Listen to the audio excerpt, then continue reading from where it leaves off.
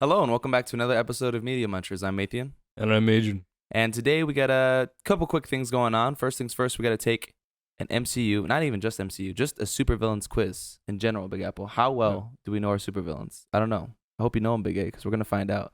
Maybe I do. I don't know. Maybe you do, maybe you don't. That's part of the intrigue. And then after that, we're going to talk Marvel's What If, episode 3. We'll just do a little recap review, maybe little thoughts, maybe critiques. I don't know. We'll see what we do. But let's get right into it, Big Apple. Yep. With which group of superheroes does Ultron often clash? We have Avengers, X-Men, or Fantastic Four. Be pretty cake, pretty apples. Avengers. Yeah, correct answer. Gives you a little trivia too, but we're not going to get into that. Right. This is a weirdly structured question. Red Skull is proud of his history with which group? The Boy Scouts, Nazis, or Marines? What a selection of answers. I mean, it's pretty much Nazis. Right? Yeah, it's like do we breathe air? Yes, we do. Which supervillain becomes president of the United States? Dr. Doom, Lex Luthor, or Galactus? Lex Luthor did. Definitely Lex. Right? Definitely Lex Luthor. You know, but Dr. Doom kind of threw me off because I'm like, I feel like if he wanted to, he might. But he's not even a native though. No, he's of his own country. He's like a leader of his own country. Mm-hmm. I don't know what country that is. Do you remember? No, I don't either. It's Doom World. I don't know. The Green Goblin often uses which weapons that look like what? Jack-o'-lanterns, bazookas, or swords? I mean, come on now. Bazookas? For sure, bazookas. Venom. No, of course, jack-o'-lanterns. Right. Venom looks like an evil version of which superhero? Come on now. Batman? The Hulk, maybe? No, it's just Spider-Man. So easy. All right. Dr. Doom received some of his skills from which religious group? Now, this one's better. Catholic priests, Hindu healers, or Tibetan monks? Big Apple. Which is he versed in? Who taught him? Man, honestly, I don't know this one. I don't know either, but you know what? I definitely know he's not kicking butt from some Catholic priests. Maybe other butt stuff, but not kicking it. I'm going to say... Monks? I think monks are pretty badass. Hey, here you go. Tibetan monks taught him skills that add another dimension to his already powerful character. There we go. Okay, this one's going to... Let's just see. What caused the permanent damage on one side of Two-Face's face? Was it acid, car accident, or horrific fire? It was a horrific fire. I would assume fire because that's what we saw in the movie. Yeah, in the movie. But they might be going off the comics. Yeah. Is it different? I don't know. It's pretty precise. You know, when a fire burns you, it's not like here's like a perfect line. You would assume it's like... Yeah. Well, he drank gasoline or not like purposely, but it like dumped on him. Right. In that movie. So what's your final answer, Big Apple? You're gonna have to decide. I don't know. What does your heart tell you? Acid. Yeah, it's acid. There you go. A merciless mob boss nailed him with an acid attack. What is Lex Luthor's real first name? Xavier, Alexander, or Joe? Oh, geez. I wonder what that could be. Alexander. Right on the money. It's actually Bartholomew. You didn't know that? This is crazy. Which is Lex Luthor's primary area of professional expertise? Pyrotechnics, chemistry, or engineering? I feel like he dabbles in a bit of everything, but I probably have to go with engineering. Right? Yeah. Because he makes that suit. Yeah. You got to know what you're doing to make whole exoskeletons. Yeah, definitely engineering. Here we go. Yeah. How does Two-Face make life decisions? He talks to himself in a mirror, he consults a magic 8-ball, or he flips a coin, Big Apple? Flips a coin. There you go. Attaboy, Big Apple.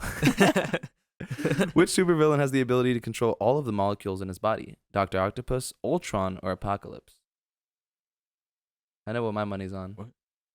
Let's read it again. Which supervillain has the ability to control all of the molecules in his body? I didn't know this was any of their ability. I didn't know either, but if I had to take a shot in the dark, I would say Apocalypse. Right? Yep. That's it. What exactly does that mean? I suppose he can like kind of like Dr. Manhattan, where he can kind of like control, like maybe he can shapeshift. I don't know too much about Apocalypse, if I'm being real with you.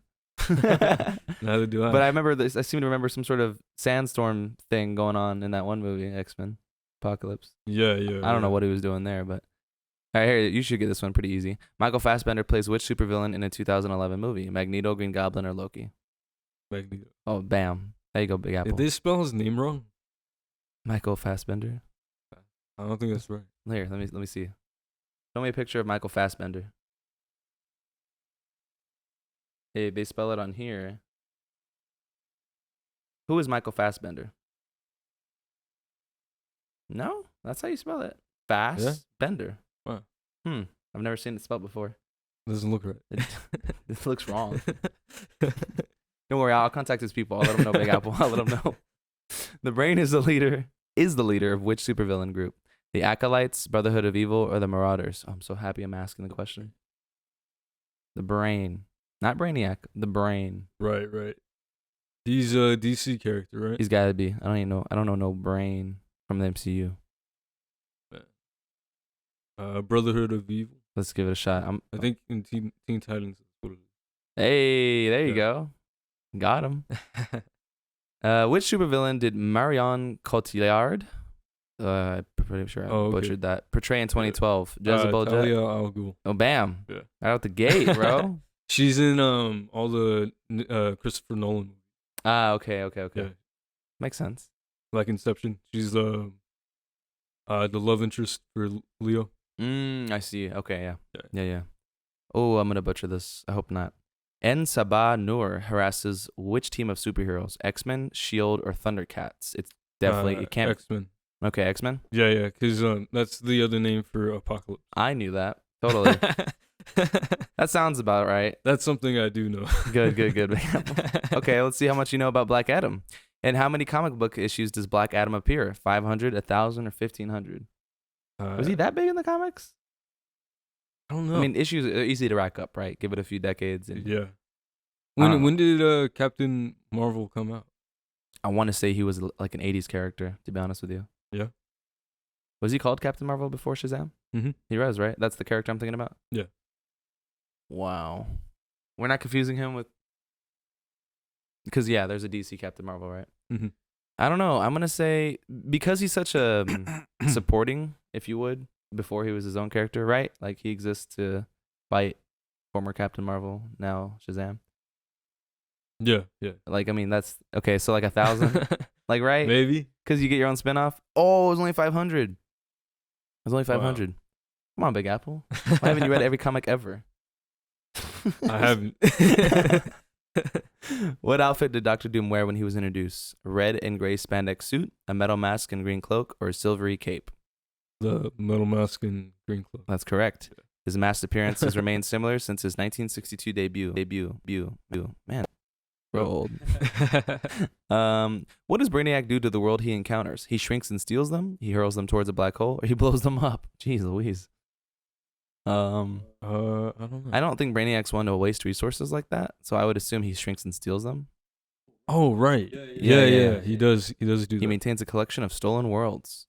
Apocalypse is the original home of which bad guy? Darkseid, Apocalypse, or Green Goblin? Sure, what if Apocalypse lived in Apocalypse? Nah, he could. He could. Too many Apocalypse.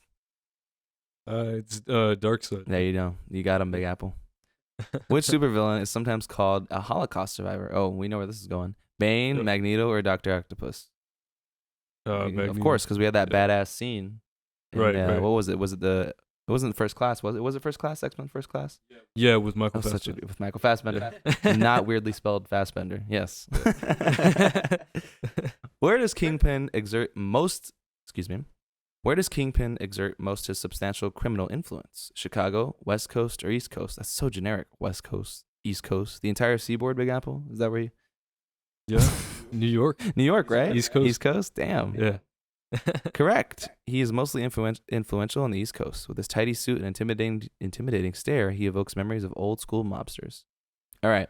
What object fuels Juggernaut? Crimson Gem, Emerald Jewel, or Butane? I don't know this. Juggernaut. Well, that's, we've seen him in the MCU with Ryan Reynolds and his... I would assume Crimson Gem, only because he's got like a reddish kind of vibe going on. Yeah. Right? Yeah, that's true. Correct. The Crimson Gem makes him one of the strongest beings on Earth. There you go. Wow. Harley Quinn summons her intellect and physical abilities to combat which superhero? Superman, Spider-Man, or Batman? Batman. In what year did the Joker first appear in a Batman comic? 1963, 54, or 1940? Batman's pretty old too, but is he as old as Superman? Are all these years that Batman comics were actually made? That's a good question, Big Apple. When did Batman first appear? Like, I have no I want idea. to say the late 50s. So Maybe. I want to say, or like the 50s. There's no way he's as old as 1940. That's Superman, right? Like he's got to be from the 40s. Well, there were Action black comic. and white Batman TV shows. That's true. Yeah. I'm gonna go with 54 Big Apple. Oh, I was wrong. Excuse me. What is it, 40? 1940. Within a year of Batman's debut, the Joker began vexing our caped superhero. Man, that guy's been around for a schminute. Selena Kyle is an alter ego for which Slinky supervillain? Slinky.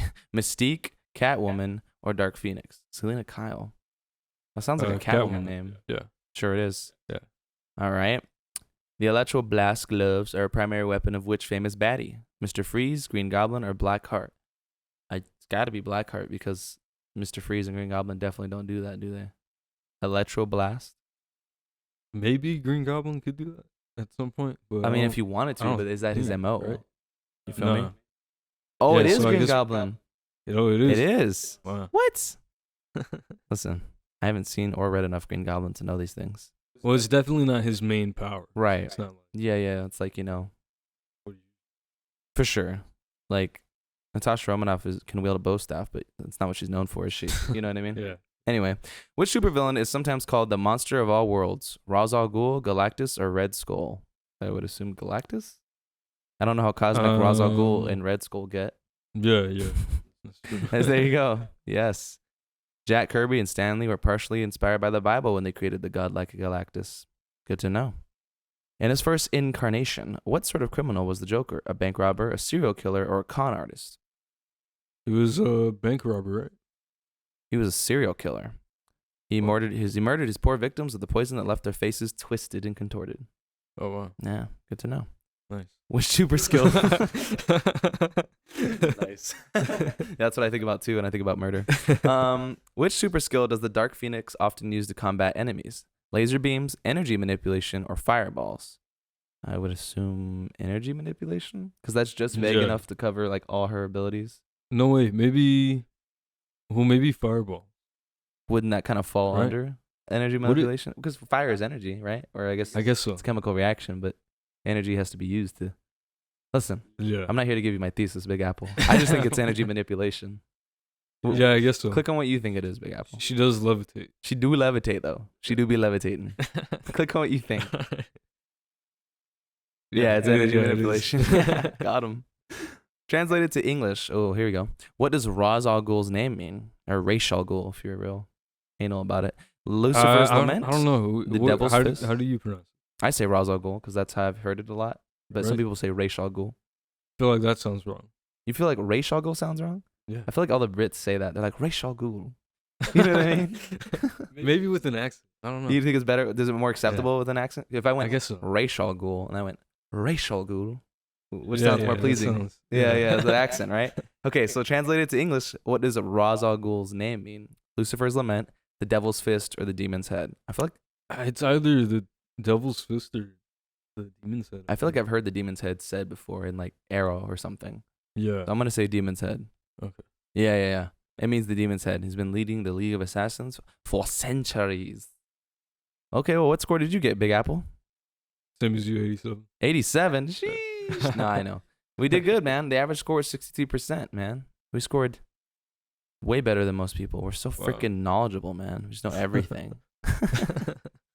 We're going to take a quick break, and when we get back, we're going to talk about Marvel's What If, Episode 3. Welcome back. We're going to get right into Episode 3 of Marvel's What If. In this episode, we basically get taken through, like, I guess you could call it Phase 2 of, like, our traditional MCU universe. I mean, yeah, pretty we're much. dealing with, like, the events that happened in Iron Man 2, like, Thor 1. And there's a little more crossover. There's, like, they kind of, like, pay respect to, like, Edward Norton's 2008 The Hulk. I mean, they kind of canonize that in this universe, but with Mark Ruffalo voicing him, of course. So that was interesting. But long story short, the whole premise is like, Nick Fury's trying to get the Avengers together, but he just cannot. You know what I mean? Like they're all being murdered essentially, but they don't know that at the time. There's just all these mysterious deaths, and then suspicion mounts. It was pretty cool. I haven't seen such. It's so weird how like something that's like kind of bright and animated can get dark, but still maintain levity. Like like I said, like in all the prior episodes, they're keeping it clean and like they're not trying to show blood, for the kids' sake. And then you see like Puffy Marshmallow Hulk, and then he just explodes into green goo, and I'm just like, This is so weird. Yeah, that was the weirdest one. That was the weirdest death, right? Like spoilers, but I was just like, what am I watching? But like besides that, I mean, it's great. The voices that do come back are great. I don't know who the actress is. Maybe you'll know. But whoever voiced Natasha Romanoff did a great job. Oh yeah. That's fantastic. Yeah. Nick Fury, of course, Samuel L. Jackson, fantastic. He's just a great voice actor in general, as well as regular actor. And they do a great job. There's a lot of fun little moments, despite this being like a really dark episode. And I just like how like there's all these little twists and turns, and they drop hints. But like before they drop, obviously who's the murderer. Like, did you have any inkling at all? Because I mean, they don't give you much to go off of at all. Yeah, they didn't, and I felt that really worked for it. Yeah. Because I didn't really have a clue. Me like, neither. Who could they have brought in? They could have brought in anybody. Well, if you didn't know who it was, who would you guess? Like, who's your top three? Like, yeah, especially because you couldn't see them. Like, the biggest hint for me was that flash of lightning when like the bow first gets released from Hawkeye trying to like, holding his fire on Thor. Right. And I saw like a flash of light, and I was like, something happened. I'm like, is it a speedster or like who could it be? You know what I mean? Mm-hmm. So yeah, and then they introduced Loki as kind of like a farce. Mm-hmm. Exactly. Yeah. And I'm like, could it be? But I felt like he showed up too late for it to be him. You know what I mean? Yeah, and there was no real like show of magic before that. Especially with the whole injection and him being poisoned. Because at first I was like, well, did someone swipe like Natasha's vial or whatever, they had to cure Tony? Right. So that was short-lived. So I was like, what's going on here? That helped the episode, but it also kind of, in a way, it didn't like hurt it, but it made things really confusing because I was like, we know so much at this point. Where like, maybe not the casual audience goer, but like someone like us, like we know all the characters in the MCU, like all of them. So like, who could it be? You know what I mean? Right. Suspicion starts to mount by the last death. I mean, who was it? Was it we got Tony down in the first act or whatever, and then second to go was Thor, and then third was Hulk, right? Third was Hulk, or third was Hawkeye. He died in his like prison cell. Right. Yeah. Okay, whatever the order. By Hulk, I knew something was up. All right, Hawkeye too, because I was like, was he poisoned? Who's poisoning everybody? What's going on here? But yeah, then like long story short, Fury makes a deal with the devil because like his whole team's down and he's got to do something drastic. And so like literally he goes to see the Destroyer and he's like, "Yo, where's Loki at?" And and then he makes that deal. And I knew something was really off when he's in the graveyard, right? By Hope Van Dyne. It's Hope. Obviously we know by that fight in the library, okay, it's probably Ant-Man or I guess Hank Pym in this case, right? Yeah. So like when he shows up in the graveyard and he's like all doing all kind of acrobats and fighting Hank Pym, all deranged from his suit, I was like, yo, what's going on here, bro? This dude's like 80. I mean, of course, like Nick Fury is supposed to be in his 40s or 50s. Like, ain't no way this dude does CrossFit. Then of course we find out it was Loki. Right. I was like, okay, word, nice, that makes sense. But I really like how Nick Fury still put that together and figured that out. And I also liked how we found out in Ant-Man that like Hank had to stop wearing the suit because it was messing with him, like especially mentally. And we see that here. He's obviously deranged, like he's all like frazzled and weird and like unkempt and shit. Like he's probably living in that suit. Yeah. And I was like, what is going on here?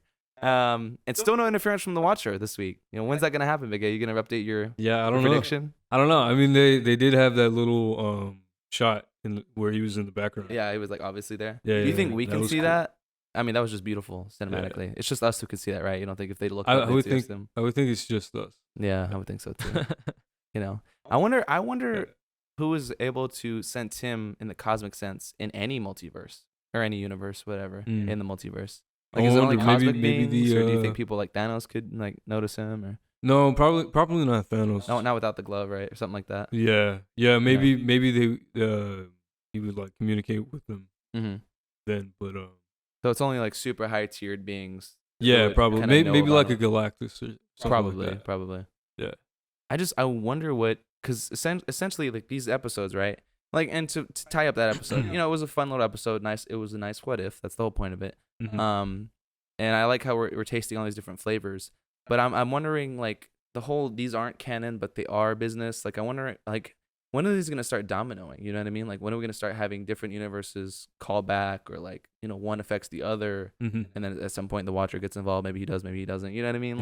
Like, how deep do you think they're gonna go with this? Is it only gonna stay? These ramifications only gonna stay in the animated shows, or do you think they might bleed over into Doctor Strange and the Multiverse of Madness and vice versa? What do you think? Yeah, I don't know. There's rumors that the next one, which is supposed to have Doctor Strange, right, is supposed to tie into his movie. really? Yeah.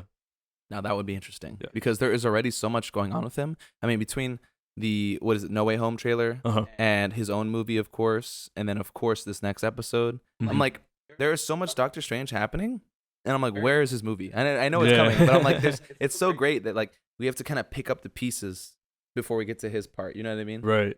So like, I'm really curious to see where it all goes for sure. Yeah, me too. But yeah, any last minute like thoughts or like critiques of this episode, or was it just aight? Yeah, it was okay. I think it's really cool how they're changing up the stories that they're telling.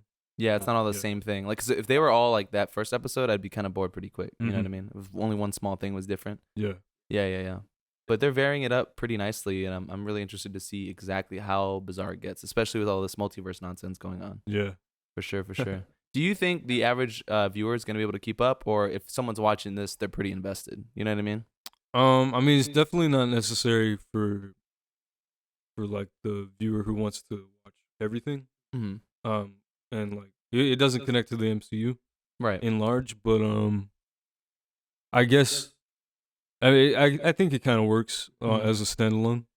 Certainly, because I mean, it still tells the full story within the context of each episode, right? You know what I mean? Yeah, like, yeah. They get it kind of I think it did a really good job of filling you in with the information needed, like throughout the episode.